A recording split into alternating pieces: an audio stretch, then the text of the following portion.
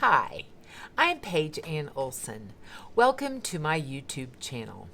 My nephew got married last summer and they are expecting a baby this summer, and so I'd like to make a quilt for them, and I have chosen, it's called a mini quilt, but it's also called Duck Duck Goose. I hope you can see it. It's really light. I downloaded it. And the company is by Megs and Me, and I think it's absolutely adorable. So I'm going to take you through the steps to do these little ducks, and the goose are all applique, and I'm going to show you how to use the ScanNCut to actually cut these out. You can obviously cut out appliques by hand with a light box, but I'm going to show you how to use the ScanNCut. So if you stay with me, I will show you the next step. The pattern provides the all the directions for each piece that you need to cut out, and also it has this cutting of all the applique pieces in it. And I recommend that you copy this, because if you use this is all you have. You won't be able to reuse this pattern. So I always copy it. What you're going to do is copy this, and it has guides on there to have you tape the top and the bottom together so that you can cut the entire goose out with on one sheet of paper. Otherwise, the goose won't look right, and it won't work in your ScanNCut either. So I have directions on how large my background pieces have to be, and I'm going to be making 7 pinwheel blocks and then some just plain blocks I'm going to cut out to coordinate with the actual duck fabric. So I have picked Tilda. It's a little girl. They're having a little girl, so I wanted not super girly fabric, but I wanted pink. So I have selected, it's called Bloomsville from Tilda, and my ducks are going to be these fabrics. I've already cut out a couple of the ducks, so I wanted to, all these fabrics. That's what I'm going to use for all the ducks. I haven't picked out the goose yet, I'm not sure. And I'm going to use either this light pink or the dark pink for the beaks and for their feet, because I think it's really cute. And then I've selected a very, very light gray background for each of for the ducks and for the goose. Now what I have done is I've gone ahead and cut out everything for the background that I need, for the pinwheels I need, and I'm working on cutting out the ducks. So I have organized my ducks in each one of these envelopes with all their coordinating pieces, whether they're beaks or whether they are their feet that go with them, and I've just put them in these little envelopes, and just helps me to make sure I'm cutting the right piece for each duck. So the next thing I'm going to show you, after you get everything cut out, the next thing I'm going to show you is how to scan in your image. So I'm going to scan in my little duck that I cut out, and then how do you manipulate it so that you can actually cut it out on your ScanNCut. How do you get the duck onto the fabric? So I'm going to show you that next. Once you've cut out your pieces, and here's my little duck right here, we're going to want to scan this in, and so you're going to need a scanning mat, which I have here. And see where it says scanning mat? That's the specific mat that you want. We're going to go ahead and load it into the machine, and to do that I've got 3 buttons on the right hand side. It's the middle button that loads the mats.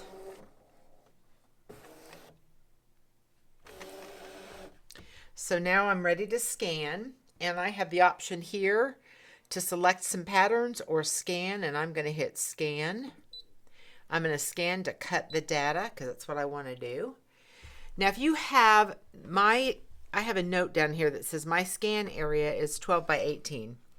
So I have a mat that accommodates that size. If your scanning mat does not accommodate that size, it's not going to let you start. So just be aware of that and be aware that you've got to have the right size mat for what you've selected here. Otherwise, you'll have to go to this tool section and make that change. So I'm ready to go, so I'm going to hit start. And it's going to scan in. It takes about a minute, probably not even, to scan it. And then it takes about a minute to cut it. Now, obviously, you could put all your pieces on here. Well, especially if it's out of the same fabric, you could put all your pieces on here if you wanted to, or you could even have your duck in one fabric, and then go ahead and put your beaks and your feet. I'm not going to do that because I think if you're brand new to this, that's confusing. So I just really want to show you just very simply how to do it and get familiar with your machine. So I'm going to go ahead and hit my button here in the middle that releases my mat. And it tells me I can either cancel it or I can hit OK. I'm going to hit OK to release it. So now my little duck is scanned in to my system. Now you cannot see it because for the machine isn't sure what I want to cut yet. So I want to cut the outline of this little duck, which is this button right here. So I'm going to press it, and now you can see the duck. I think you can see the duck. Let me move this closer and up, and now you can see the duck. Without having that outline, it won't know what to cut. So and these other two buttons cut inside or like a 3D, and I'm not sure what this last one does. I've never used that one before. So I'm going to hit OK, and we're going to save this to my machine. You can save it to your computer or a USB, but for purposes, I almost always just save it to the machine. I do have some stuff on my computer, but I don't typically remake quilts over and over and over again, but you never know. Okay, so this is ready to go. Since I have already saved it, we can now go back home. It says okay to delete all patterns, and the answer is yes, okay, because we've already saved it. So what we're going to want to do is we're going to hit okay, because we need to now go retrieve it. Under our retrieve data, we're going to go into the machine, and we're going to look for, I have a lot of other scanned things in my system, and this is obviously going to be the last one that I scanned. And I like to use this little, it comes with this little pointer thing. And so I'm going to select this, my very last one. And you now see that the back of the frame or inside of the box is all gridded. Those are 1-inch squares. And I think you can see there is a horizontal and vertical line in the middle. And it's by quadrants, I guess, is the good way of putting it. Let me see if I can make this bigger so you can see it. And because my fabric mat is really not very sticky in the upper left quadrant, I'm moving this little guy. I'm going to select him. I have to hit that. I'm going to select him, and you see the little red box, and that means you can move. He can be moved if you see that little red box. So I can move him over here. I can move him down here. I can move him here. Okay, so kind of a fun thing to do is once you have him selected, if you want to go into the edit box and hit OK, edit, and hit object edit, you can manipulate this image. You can duplicate it. So there's 2 of them. You can move it 90 degrees or 10 degrees. Now the reason you'd want to do this is if you're cutting out a number of images, you could actually duplicate and maneuver them. So here, let me flip that around like that. So you can get more actually on your mat. It's the wrong way to do it, but you can kind of see I put it, and then you could actually put them closer together. Hit OK. OK. And you can get more on your mat that way. And this object edit allows you to do manipulate your image in a number of different ways. I don't really need to do that at this point, so I'm going to hit OK. And since this one is highlighted, I'm going to hit this trash can and it will delete it. And here is my original image. The other thing about this pattern is these images are already reversed, so I didn't have to flip them. So once I cut this out, it will be in the right orientation. I am moving my little guy to the right upper quadrant because that's where my mat is the stickiest. And so that's where it will cut it out. Now I've already counted how wide and long this image needs to be. So I'm going to cut out a piece of fabric that's 9 inches long by about 5 inches wide. I've given myself an inch either way, so that I will have plenty of room to cut the image out. So I'm going to prepare my fabric and I'm going to show you how I do that, and then we'll cut this little guy out. So I've cut out my 9 inch by 5 inch piece of fabric, and I also need to cut, because I'm going to attach the light sewable heat and bond. This is the gluey side to the bottom or to the back of my piece of fabric. That's how I'm going to end up attaching it. So I'm going to take this over to the iron. I want to starch and press and starch this so that it's flat. And then I'll show you what this heat and bond looks like. I have it by a bulk here, and this is what it looks like.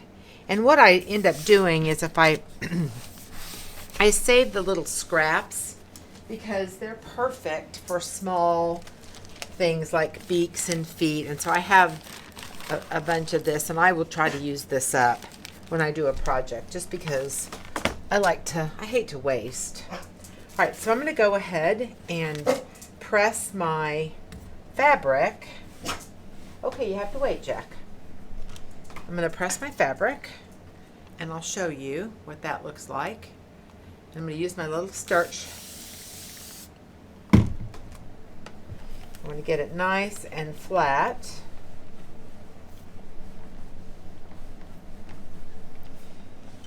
Let's see if I can get that. There. I like it to be really crisp and nice. It's easier on the machine. And then I'm going to flip this over, and to the back I'm going to take my glue side or sticky side and put it on the back like this and attach it or press it. And I'm using an iron with no steam, no water, just a dry iron, which is what I use almost all the time anyway. I don't use much steam or water.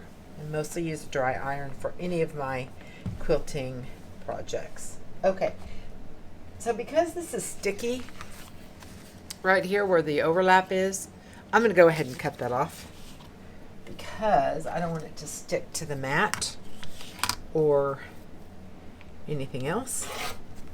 So this is ready to go on to our fabric mat. So I'll be right, I'm going to go get my mat and show you exactly what this, and I'm going to let the dog out.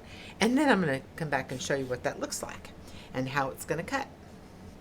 We're ready to go ahead and put our fabric on our fabric mat. See, this is fabric mat, it's the gold one.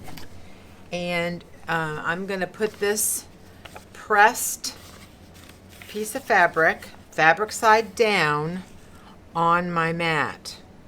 Now I have put this paper side down before, and that was a disaster.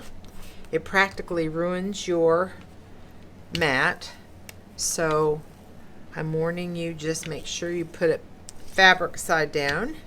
And then I'm going to use my little brayer and really kind of press it.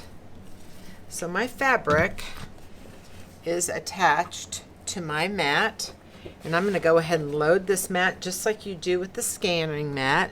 You hit your middle button and the mat gets loaded. So now it's loaded, and I'm going to try to bring this in so you can really see what I'm doing. And then I'll bring it down so you can see how it cuts. All right, so now it's asking me, my little duck is on the right-hand side, which is exactly where my fabric is. And it's asking me to select here because it wants to know if I want to cut, draw, emboss, or foil. Well, I want to cut, but you can use this machine, obviously, for card making or lots of paper products. So I'm going to hit cut, and it is ready to go. I just need to hit start and make sure that the back part of the machine is clear because the mat's going to cut and go all the way through and then come back.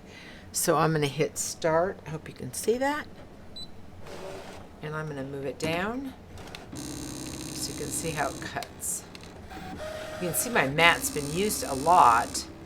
I cleaned it, but it's still marked. I actually ordered another one because this is getting pretty long in the tooth. It's going to take about a minute to cut.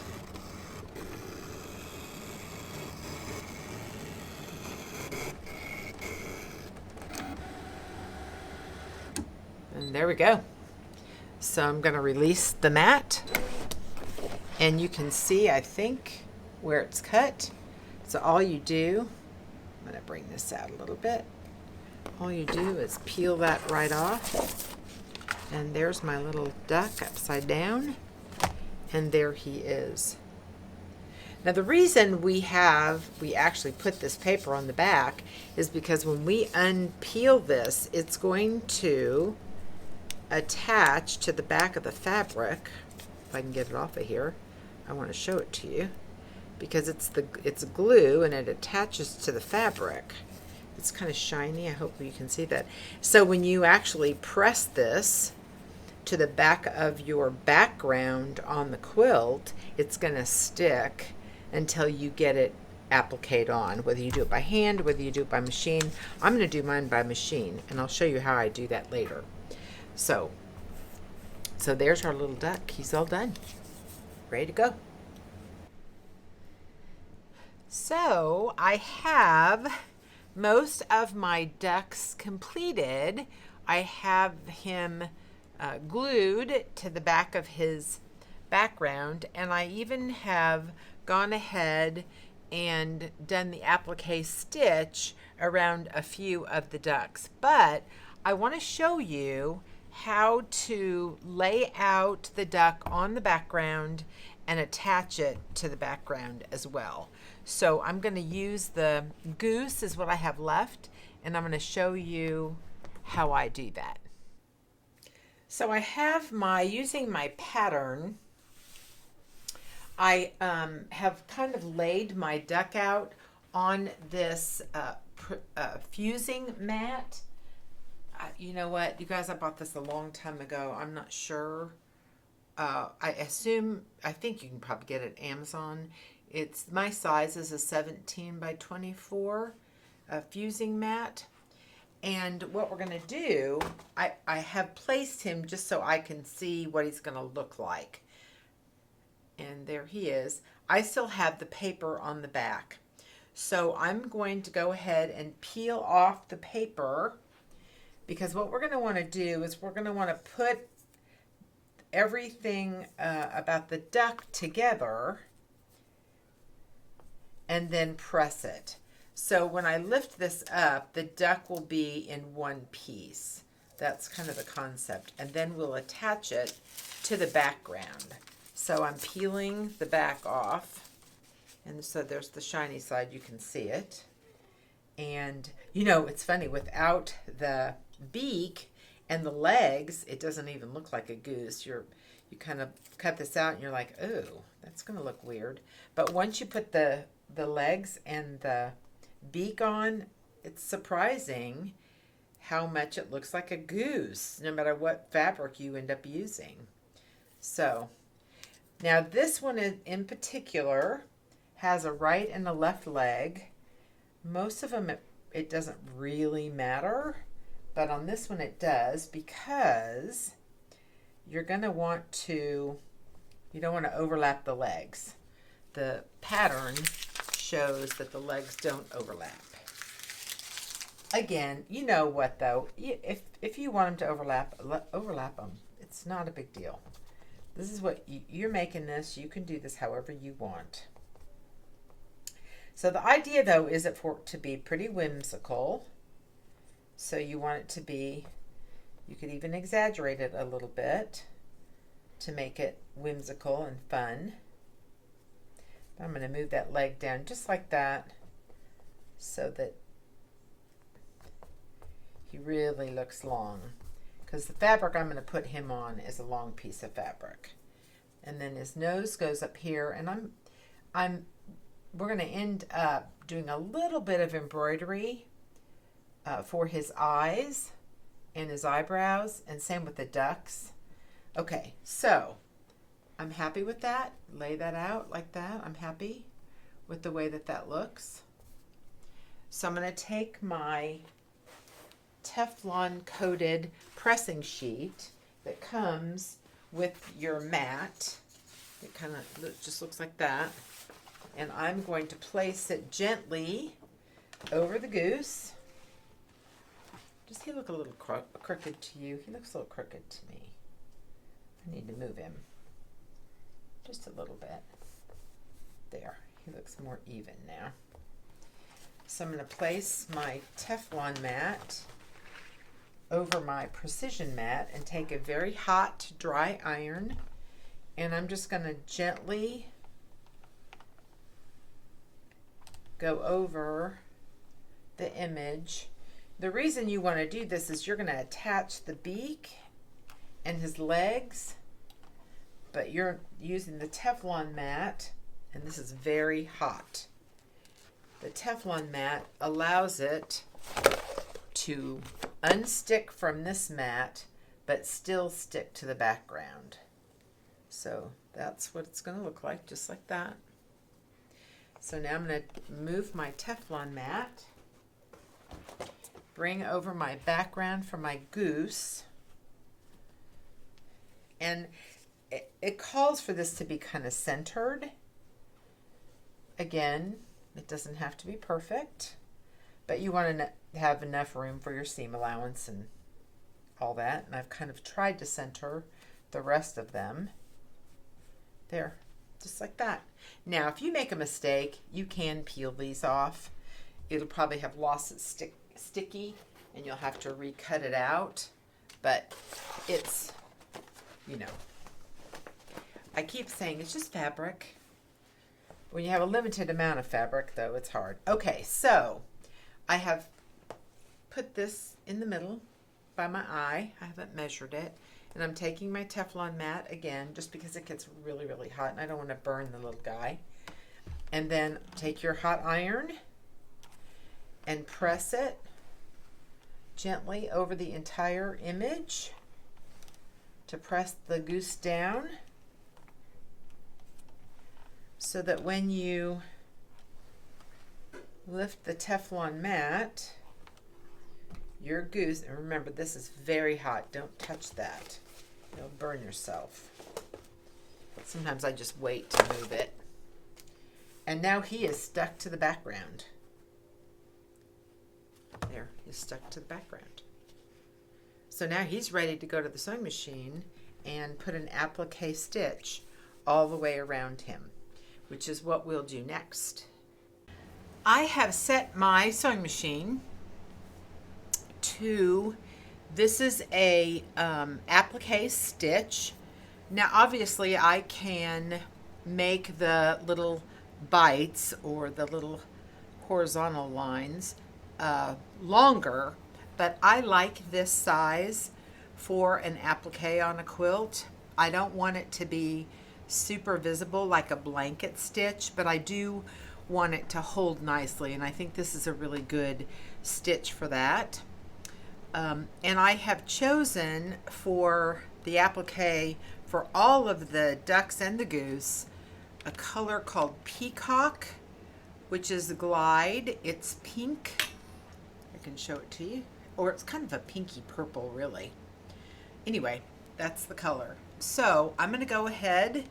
I'm going to do my best to be able to show this to you so you can see it. It's a little tricky, and I won't bore you by going around the entire thing, the entire goose, but I want to show you how I get started and how slowly I actually will move. This, because the stitch takes the, goes inside to the left, you're going to want to start on the left. If you start on the right over here, it's going to take that bite into the background, and that's not what we want. We want to tack down the goose to the background.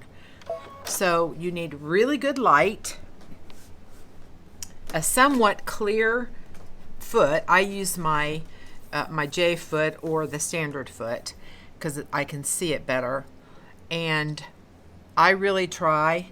I'll sample where the needle's going to go by hand, and it's going to be perfect. And again, you'll see how slow I'm going to go. See how slow that is? Now I'm going to lock in my stitch.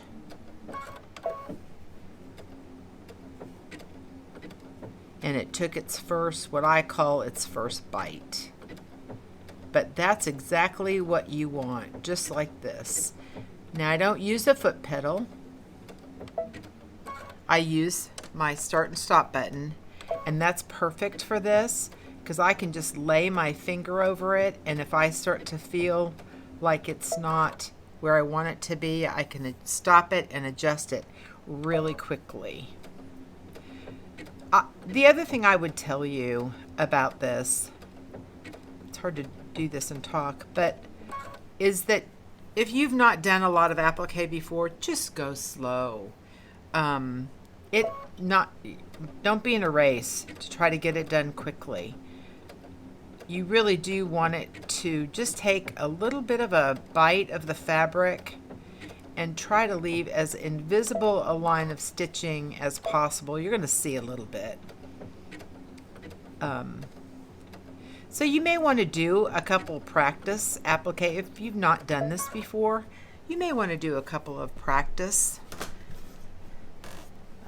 things. I'm going to see if I can show this to you, and you can kind of see. You see where the little, this is where it's taking. You can kind of see that's what the applique looks like, just like that. And that's exactly how you do it. I will finish this goose, and then I'm going to come back after I finish appliquing all of the ducks and the goose down, and then show you how to do the pinwheel blocks.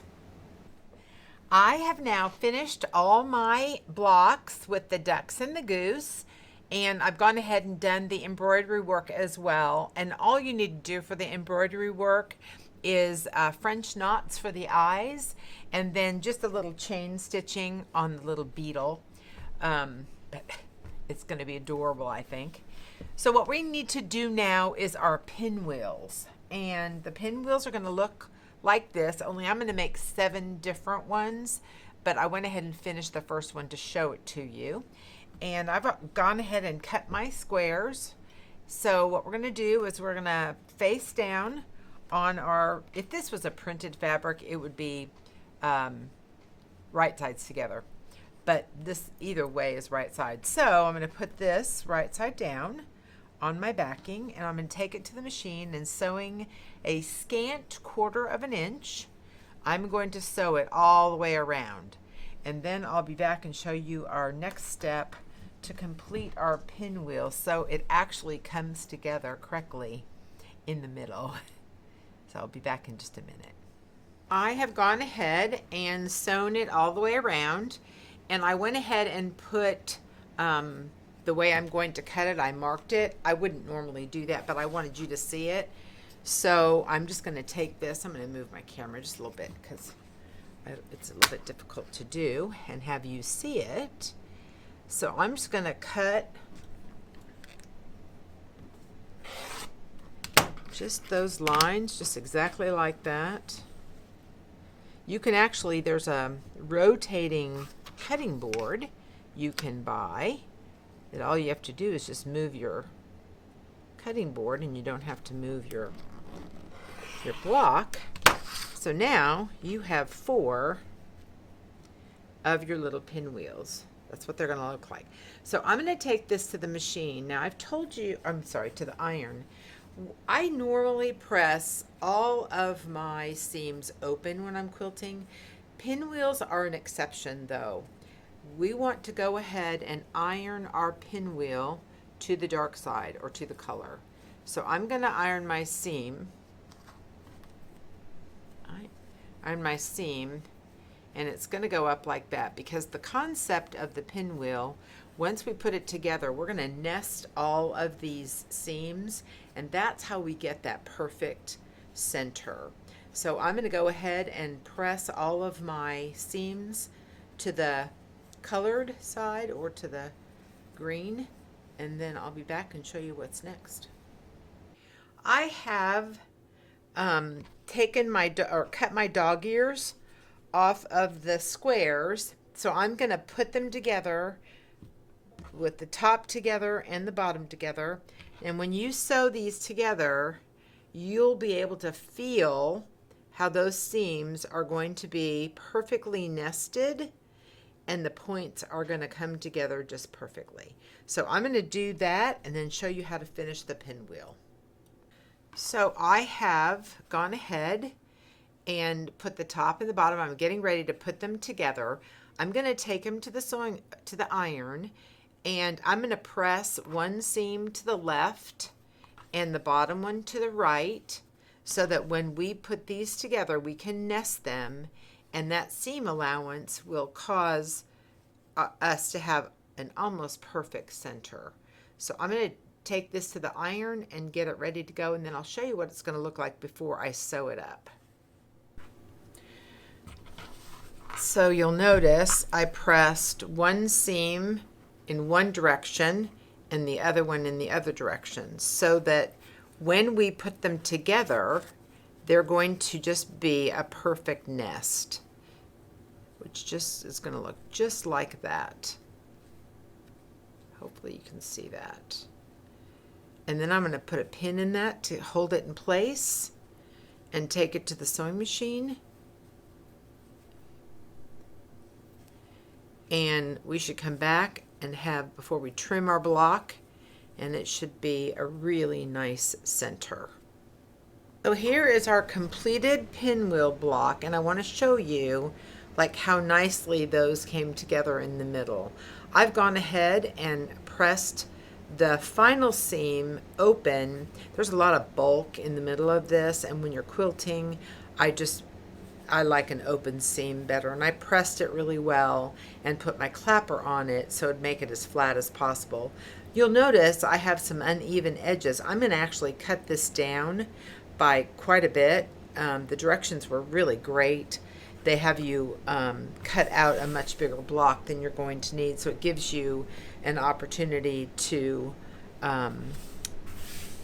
make the block perfectly even. My recommendation is that you use a ruler with a 45-degree angle on it to cut this block down, and you're going to actually put the 45-degree angle right there in the center, or at the I'm not sure what that is, the 45-degree angle, and you can do that right on your seam. And then as you cut the size that the pattern calls for, you're just going to keep that 45-degree angle on that seam, and then you're going to cut it to the size that you need, and then your edges will be perfect. And that is how you make a pinwheel block. All right, so all my pinwheels are done, and I am now going to audition each of the blocks together, and I have put this one, block number 1 is together, and this is block number 2, and I am deciding which fabrics I want to use for the pieces of fabric that surround each one of the blocks. So I kind of like that. I think that'd be kind of cute. I don't know, maybe I'll switch it. And I'll put the pink there. That solid might go better. And then this kind of yellow there. Maybe that's better. Anyway, so what I'm going to do now is put each one of the blocks together. Then I'll show you what that looks like. And then I'll put the whole thing together and it will, the top will be done. Here is my top of the Duck Duck Goose baby quilt that I'm making for my nephew and his wife's new baby. I have left, what I have to do is put the batting and the backing on it, and then I'm going to put it on the long arm. I'm going to show you how I'm going to quilt it on the long arm, but that will be another video. But I want to get this done pretty quickly, so that other video will come out pretty quickly as well. If you have learned anything from this video and enjoyed it, please give me a thumbs up and subscribe to my channel if you haven't done so. And I'm curious, what's under your needle today?